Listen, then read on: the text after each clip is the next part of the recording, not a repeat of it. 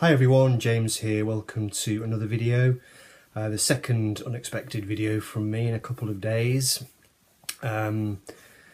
Just wanted to send all thoughts and prayers to anybody in the US either caught up in the horrific Vegas tragedy, or if you know anybody who is, or just anybody at all really. Just the most horrific, monstrous thing imaginable.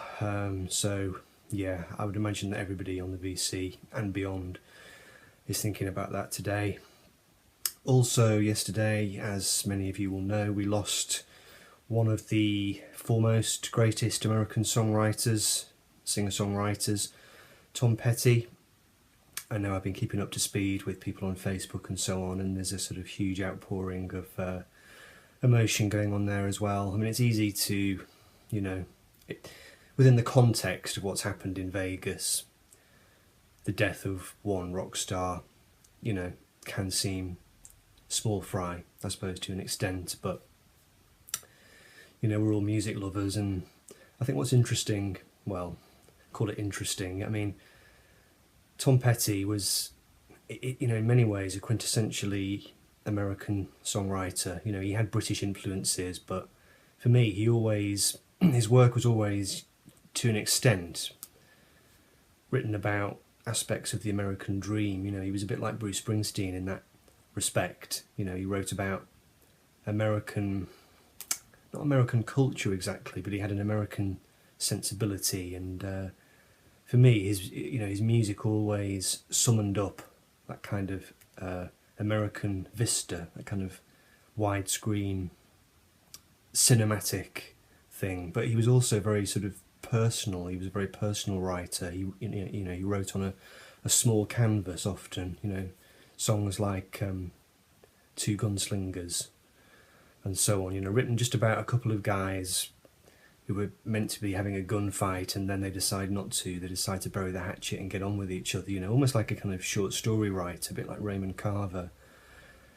But it's I did kind of see a link there between this kind of horrific event in Vegas, this horrendous shooting, and we lost Tom Petty on the same day. And I think for many, summed up what was great about American culture and American writing and American sensibility and consciousness and conscience as well. By all accounts, he was a great guy. He sort of led a troubled life, drug addiction and so on, but he kind of came through, made a fantastic body of music, which of course we have still to remember him by.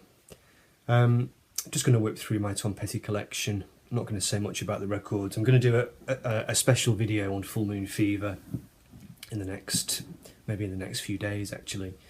I was introduced to Tom, from the album Full Moon Fever, which I just bought recently on Back to Black vinyl reissue. I first heard this album in the summer of 1990. I was away at university, and I'll always remember we were in a car driving to a club.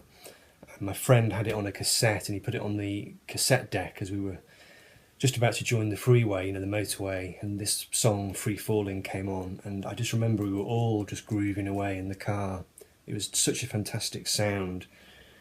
There's a lovely kind of airy, almost alpine freshness to the production of this album. It was produced by Jeff Lynne, who'd formed a friendship with Tom, based around, there was the Wilburys and so on, and their friendship with George Harrison, and it was just a very special time, I think, in Tom's life, for music, and certainly it brings back amazing memories for me. I actually fell in love to this album. Unfortunately, that didn't go so well, but I still do sort of associate it with that. I was 19 years old, and these kind of formative experiences are often very powerful and stay with you. So I think I've got these in the right order. Possibly not, I haven't done much prep, so let's just whip through. We have Tom Petty and the Heartbreakers. We have the absolutely classic album, Damn the Torpedoes. Tom looking on the top of his game. Great cover.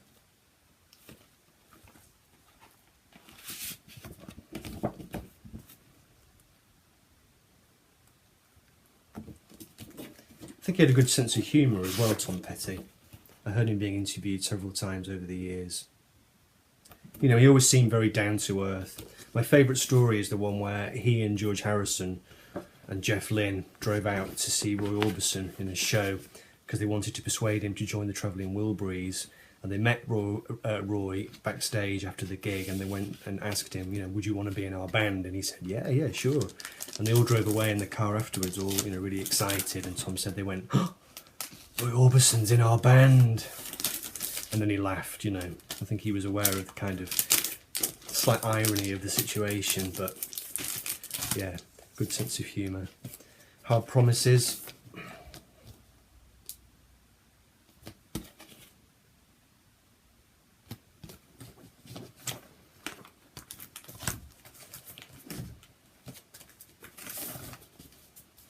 Southern accents.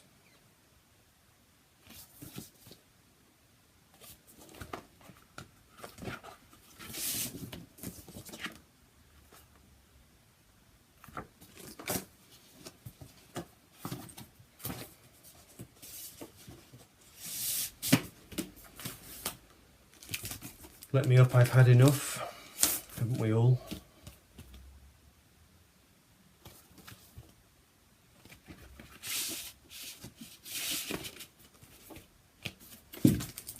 Full Moon Fever, you've already seen. I'll show it you again. The Back to Black reissue. Really nice reissue, actually. Sounds lovely. I didn't get the Tom Petty box set that came out. I thought it was a bit pricey, really. Into the Great Wide Open. Just love that cover. It's one of my favourite record covers.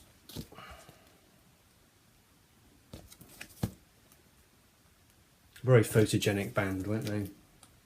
Tom Petty and the Heartbreakers. After that, it's just CDs. I'm not going to show the CDs, but I'll just quickly show a couple of albums that he was associated with. The Roy Orbison album Mystery Girl. Tom co-wrote the huge hit single for Roy, You Got It, which was the last sort of big hit single that Roy had prior to his death. And then, of course, what a lot of people will remember Tom from is the Travelling Wilburys. There he is there in the company of Bob Dylan, Jeff Lynne, Roy Orbison and George Harrison.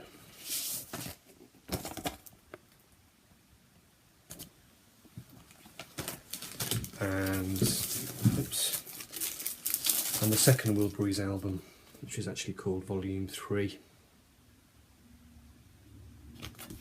There's a nice shot here of them all working away in the kitchen.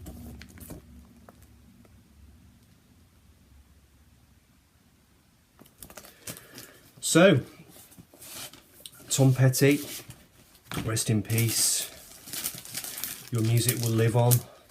The great American dream, which is receiving something of a battering at the moment. So, thanks everybody. Stay safe. Take care. Bye.